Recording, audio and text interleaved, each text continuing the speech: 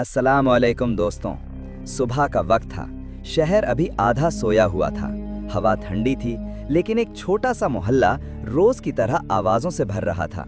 वही एक पुराने से घर के कमरे में एक 18 साल का लड़का साद अपनी आंखों से नींद का बोझ उतार रहा था, मगर जिंदगी का बोझ वो नींद से ज्यादा भारी था। साद का घर ऐसे लोगों का था जो दिन में सोचते थे कि शाम का खाना कहाँ से आएगा।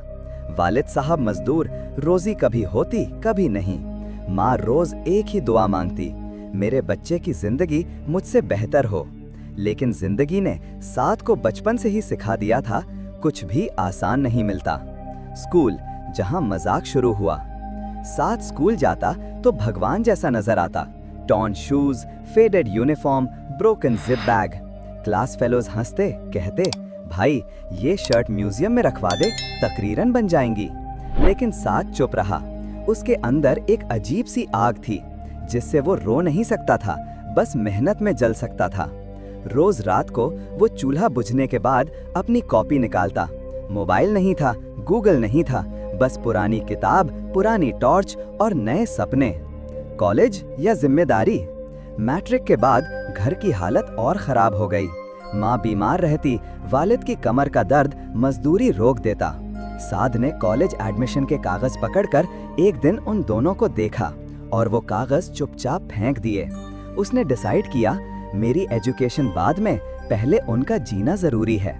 वो एक वर्कशॉप में हेल्पर लग गया। सुबह 8 से शाम 7 तक। तेल, मिट्टी, गर्मी। 18 साल के बच्चे का गला सख्त, हाथ जले हुए, लेकिन दिल में एक ही आवाज, इन लोगों के लिए कुछ बनना है। पहला नाकाम सपना।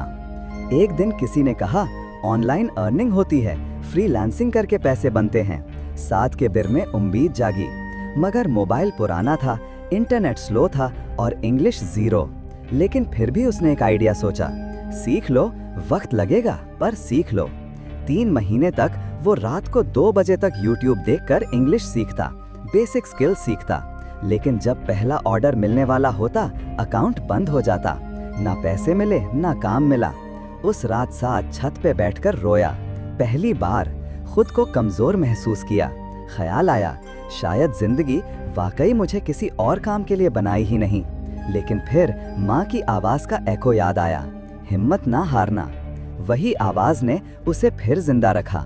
सेकंड फेलियर और सेकंड चांस। अगला साल गुजरा, मगर जिंदगी का रंग नहीं बदला। वर्कशॉप का मालिक उसका मजाक उड़ाता, छोड़ दे काम ऑनलाइन का, तेरे जैसा कोई स्टार नहीं बन सकता। लेकिन साथ चुप कर लेता, वो झेलना सीख चुका था। उसने दूसरा स्किल सीखना शुरू किया, वीडियो एडिटिंग। दिन में वर्कशॉप, रात को एडिटिंग। एक पूरा साल उसने फ्री एडिटिंग की, सिर्फ प्रैक्टिस प्रैक्टिस प्रैक्टिस। फिर एक दिन किसी यूट्यूब क्रिएटर ने उसका सैंपल देखा और बोला, भाई ये अच्छा है, वीकली एक वीडियो बनाओगे? साद ने हाँ कह दी। मिलता क्या था? सिर्फ 800 रुपए पर वीडियो। लेकिन उसके लिए ये स्टार्ट सब कुछ था। गेम चेंजर दिन।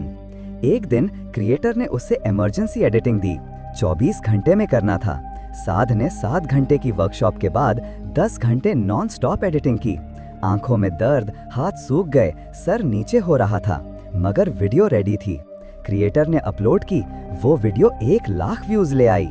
उस क्रिएटर ने साद का नाम स्टोरी में मेंशन किया, थैंक्स टू माय एडिटर साद। उस रात साद के इनबॉक्स में 29 न्यू मैसेजेस। 29 लोग एडिटिंग चाहते थे। उसकी मेहनत का पहला फ्रूट उसने उस रात चख लिया। घर में बदलाव।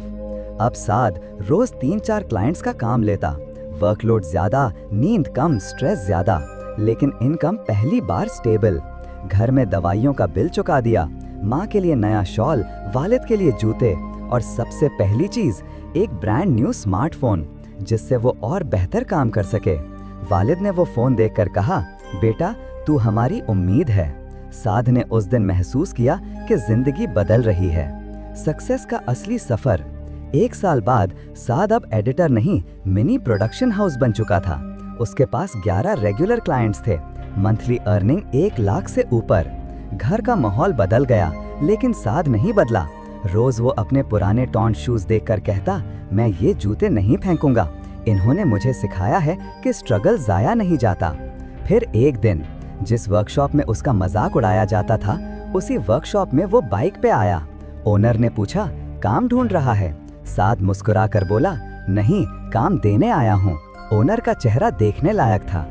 और आखिर में असली जीत। आज साद एक सक्सेसफुल एडिटर, अर्नर और अपनी फैमिली का हीरो है। लेकिन वो कहता है, सक्सेस वो नहीं जो बैंक में दिखाई देती है। सक्सेस वो होती है जब आप उन लोगों का चेहरा देखें जिन्होंने आपको कभी अंडर एस्टिमेट किया और वो चुप हो जाएं। उसकी कहानी ये साबित करती है, गरीबी एक हकीकत है, लेकिन हार एक चॉइस। जिस दिन तुम ठान लो कि रुकना नहीं, तुम्हारा टाइम शुरू हो जाता है। वीडियो अच्छी लगे तो सब्सक्राइब, लाइक, कमेंट करें। आपका एक सब्सक्राइब हमारे लिए अहम है।